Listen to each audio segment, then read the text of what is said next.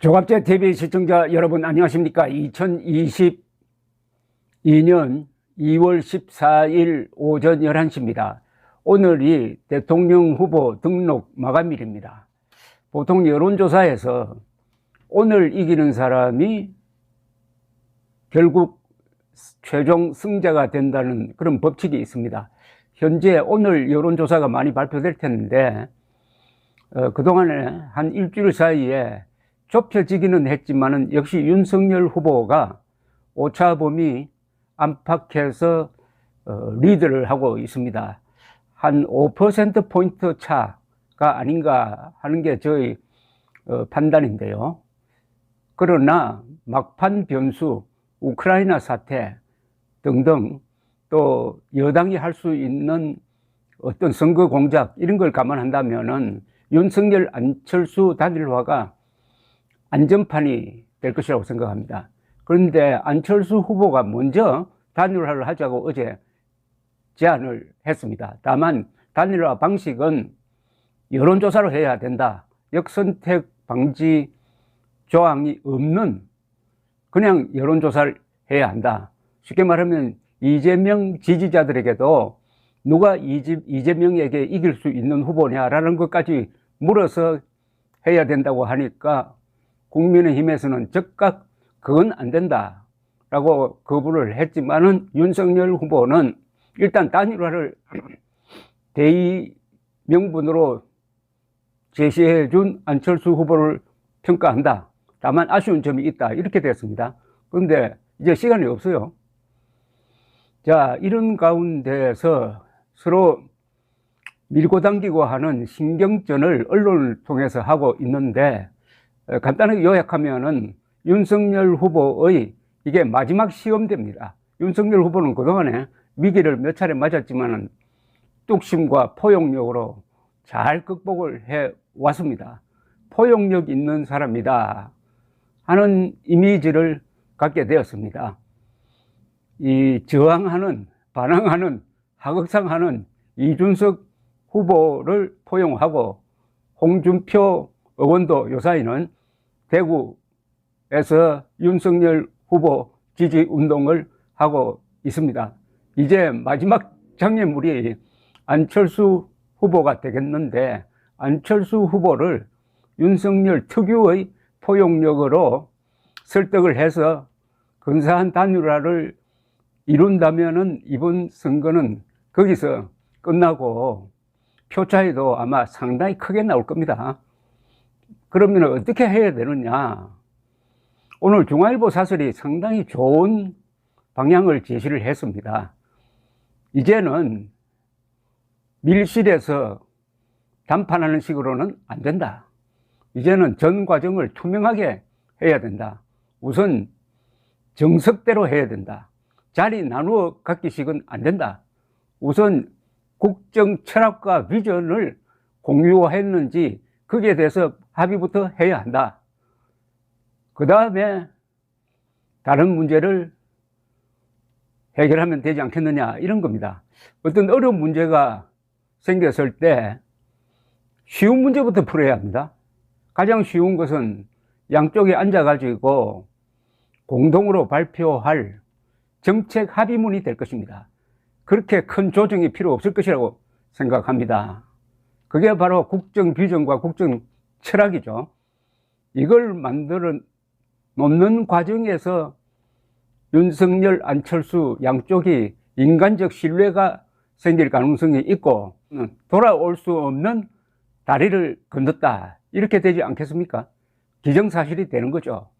그 다음에 여론조사를 할 경우에 설문을 어떻게 할 것이냐 하는 조정을 하는 정도면 되지 않을까 생각이 듭니다. 이 문항에 따라서 답이 많이 달라질 수가 있는데 이런 조사가 있습니다. 최근에 야권 후보 단일화 관련 여론조사를 한 걸 보니까요. KBS 한국리서치 2월 7일에서 9일 사이에 한 건데 일반 국민 전체를 상대로 한 조사를 했더니 선호도에서 윤석열 44.2, 안철수 45.5 비슷합니다. 선호도에서. 그런데 정권 교체해야 된다는 사람 쪽에서는 윤석열 69, 안철수 26, 압도적입니다. 그 다음에 한국갤럽 머니투데이에서 2월 7일에서 8일 조사를 한 걸 보니까 선호도에서는 윤석열 42.6, 안철수 50.6, 선호도에서는 안철수가 앞섭니다. 정권교체 지지자로 한정을 하면은 윤석열 67.8, 안철수 28.3입니다. 그런데 다른 또 흥미로운 조사가 있습니다. KSOI와 헤럴드 경제가 2월 2, 3일에 조사한 걸 보면은 경쟁력을 물었을 때 누가 이재명 후보에게 경쟁력이 있느냐, 경쟁력이라는 단어가 들어가면은 윤석열 47.4, 안철수 30.3이 됩니다. 선호도와 경쟁력이 다릅니다. 그 다음에 야당 후보에게 투표하겠다는 응답자로 한정하니까 윤석열 78.4, 안철수 16.6. 그러니까 일반 여론조사를 하더라도 선호도가 아니라 경쟁력을 묻자. 이래 되면은 윤석열 유리하다는 이야기가 될 것이고, 또 이런 것도 있죠. 정권 교체를 하겠다는 사람을 상대로 여론조사를 하고 일반 국민을 상대로 여론조사를 해서 합산하자. 이게 국민의힘 경선 방식이었습니다. 이런 제안을 통해서 안철수 후보의 체면도 세워주고 또 현실적인 고려도 하고 해야 된다면은 저는 안철수 후보가 끝까지 자신의 이 제안을 고집할 수 있다고는 보지 않습니다. 어제 이 제안을 한 이후에 여론시장에서는 안철수 후보를 비판하는 여론이 뭐 거의 99%라고 할 정도로 심합니다. 이걸 안철수 후보가 느끼고 있을 것이라고 생각합니다. 그것은 그만큼 윤석열 후보의 협상력이 강화되었다 이거죠. 또 안철수 후보는 이제 뱉은 말을 물릴 수가 없습니다. 단일화를 하겠다고 했으니까 그동안에 완주하겠다는 방침을 변경한 겁니다. 그런데 윤석열 쪽에서 안 받아주니까 또 완주하겠다고 하면은 지지율 더 떨어질 것 아닙니까? 또 그 이유가 구차하잖아요. 여론조사 방식, 단일화는 해야 된다. 정부교체는 해야 된다는데 합의해놓고 그 여론조사 방식의 약간의 차이를 가지고 단일화 협상을 깨고 완주한다고 하면은 우선 지지율이 떨어질 겁니다. 그 떨어진 지지율만큼 윤석열 쪽으로 오는 거죠. 여러 가지 상황으로 봐서 윤석열 후보의 협상력이 훨씬 강합니다. 윤석열 후보는 이런 걸 감안을 해가지고 국민들에게 안정감을 보여주고 포용력을 보여주어야 합니다. 윤석열 하면은 검찰총장이라는 이 날카로운 이미지가 강했는데 이분이 정치를 하면서 의외의 모습을 보여주고 있습니다. 인간 윤석열, 인성이 좋은 사람이다. 인상이 좋은 사람이다.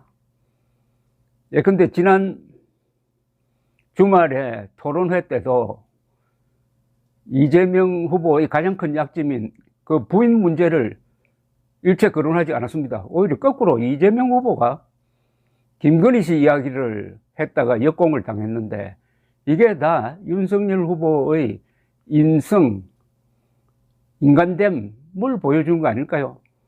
이 선거는 종국에 가서는 인간성의 대결이 될 것이라고 봅니다. 그렇다면은 윤석열 후보가 정치를 한 지가 1년도 안 되는데 이 자리에 섰다는 것은 이분이 가지고 있는 독특한 인간적 매력에서 우러난 점이라고 생각한다면 이제 마지막 시험대입니다. 안철수 후보를 어떻게 포용할 것이냐, 그리고 국민들에게 밀실에서 담판했다는 이야기 하면 안 됩니다. 전 과정을 투명하게 보여주고 근사한 합의문이 나오고 자리 나눠 먹기식이라는 비판을 부르면은 역효가 납니다. 정권 교체를 하되 뭘 위해서 정권 교체를 하느냐? 바로 나라를 바로 세운다는 국정 비전과 철학을 보여주는 것이 중요한 겁니다. 자꾸 담판하라 그러는데 담판한 다음에 일어날 이 후폭풍을 생각하지 않는 거예요. 감동적인 단일화해야 합니다. 1 더하기 1은 1도 될 수 있고 2도 될 수 있고 마이너스가 될 수 있습니다. 1 더하기 1이 3, 4가 되는 드라마를 만들려면은 진정성 있게 해야 되고 우선 쉬운 것부터 출발해야 됩니다. 국정 비전과 국정 철학에 대한 합의를 만드는 것을 먼저 하고 그 다음에 단일화 방식은 그 뒤로 미루면 자연스럽게 해결될 것이라고 생각합니다. 감사합니다.